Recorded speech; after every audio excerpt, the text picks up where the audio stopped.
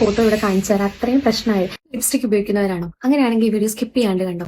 ഞാൻ ഉൾപ്പെടുന്ന 90% പോട്ടെ 80% പെൺകുട്ടികൾക്കും ഒരു ലിപ്സ്റ്റിക് എന്ന് പറയുന്നത് ഭയങ്കര ഇമ്പോർട്ടന്റ് ആയിട്ടുള്ള ഒരു സാധനം, നമ്മുടെ ജീവിതത്തിന്റെ ഒരു പ്രധാന ഭാഗമായിട്ട് മാറിയെന്നാണ് ലിപ്സ്റ്റിക്.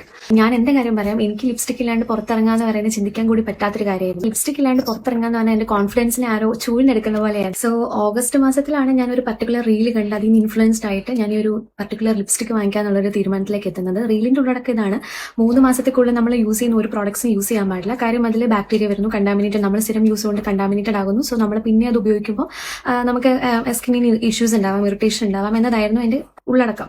സോ ചിന്തിച്ച് നോക്കിയപ്പോൾ വളരെ ശരിയാണെന്ന് തോന്നി. ഞാനത് അംഗീകരിച്ചു. അങ്ങനെ ഞാനൊരു ബ്രാൻഡ് കണ്ടുപിടിച്ചു. കുറച്ച് ബജറ്റ് ഫ്രണ്ട്ലി ആണ്. എന്നാൽ കുറേ നാളായി ഞാൻ ചെറുതിലെ മുതൽ കേൾക്കുന്ന ഒരു ബ്രാൻഡ് നെയിമാണ്.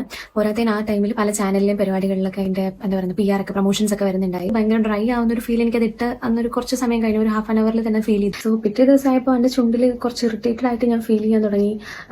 പയ്യെ അത് വലുതായി വരുന്ന പോലെ എനിക്ക് തോന്നി. പക്ഷേങ്കിൽ എന്താ നമ്മളത് അത്ര കാര്യമാക്കുന്നില്ല. അതിന്റെ ഒരു 2 ദിവസം കഴിഞ്ഞപ്പോഴാണ് ഈ ഒരു ഇറിറ്റേഷൻ കൂടി അതൊരു എന്താ പറയുക പൊള്ളിയ പോലെ ആയി. ഞാൻ അതിന്റെ ഫോട്ടോ ഇവിടെ കാണിച്ചു തരാം. അത്രയും പ്രശ്നമായി. അതെന്റെ എന്താ പറയുക എന്റെ കോൺഫിഡൻസ് മുഴുവൻ തകർത്തിയ ഒരു കാര്യമാണ്. ഇത് പുറത്തു പോകാൻ പറ്റുന്നില്ല, എനിക്ക് ഒരാളെ ഫേസ് ചെയ്യാൻ പറ്റുന്നില്ല, എനിക്ക് എന്റെ മുറിയിൽ നിന്ന് പോലും പുറത്തിറങ്ങാൻ പറ്റാത്തൊരവസ്ഥ. ഹോസ്പിറ്റൽസായി, പല ഡോക്ടർമാരെ കാഴ്ചയായി. ഇത് ഇപ്പൊ എന്റെ ചുണ്ട് കാണുന്ന ഒരു അവസ്ഥയിലേക്ക് എത്തി. ഇത് ഞാൻ പറയുന്നത് പിഗ്മെന്റേഷൻ മാറിയുന്ന കാര്യങ്ങളൊന്നും അല്ല. പക്ഷെ നേരത്തെക്കാളും എന്റെ ചുണ്ട് കുറച്ചുകൂടി, അതായത് ഈ കാണിച്ച ഫോട്ടോയിനേക്കാളും എന്തായാലും എന്റെ ചുണ്ട് കുറച്ച് ഹെൽത്ത് ആയി വന്നിട്ടുണ്ട്. ആ പ്രോഡക്ട്സ് നമുക്ക് എല്ലാവർക്കും പറ്റില്ല. ചിലത് സ്കിന്നിന് അത് പറ്റില്ല. അപ്പൊ എന്റെ സ്കിൻ മേ ബി ഭയങ്കര സെൻസിറ്റീവ് ആയിരിക്കും. അതുകൊണ്ടായിരിക്കും എനിക്ക് ഇത്രയും ഇറിറ്റേഷൻ വന്നത്. ഈ ഒരു സെയിം പ്രോഡക്റ്റ് വേറെ ആൾ ഉപയോഗിക്കുമ്പോൾ അവർക്ക് അത് പ്രശ്നം വരണമെന്നില്ല. സോ എപ്പോഴും ചിന്തിച്ചിട്ട് മാത്രം ഉപയോഗിക്കുക. ഒരുപാട് മോശം ഉണ്ടായെങ്കിലും കുറച്ച് ബെനിഫിറ്റ്സ് ഉണ്ടായിട്ടുണ്ട്. അതൊന്ന് ഞാനായി അംഗീകരിക്കാൻ പഠിച്ചു. ലിപ്സ്റ്റിക് ഇല്ലെങ്കിലും പൊട്ടില്ലെങ്കിലും മേക്കപ്പ് ഇല്ലെങ്കിലും ഞാനാണ്, എനിക്കിത് മതി എന്നുള്ള സാധനം ഞാൻ അംഗീകരിക്കാൻ പഠിച്ചു. എന്റെ ചുറ്റുമുള്ളവർ എന്നെ എങ്ങനെ കാണുന്നു എന്നുള്ള ഒരു എന്റെ കാഴ്ചപ്പാട് മാറി. എന്നെ ഇഷ്ടപ്പെടുന്നവർ ഇഷ്ടപ്പെട്ടാൽ മതി, ഇല്ലാത്തവർ പൊക്കോ എന്നുള്ളൊരു മൈൻഡിലേക്ക് ഞാൻ എത്തിയിട്ടുണ്ട്.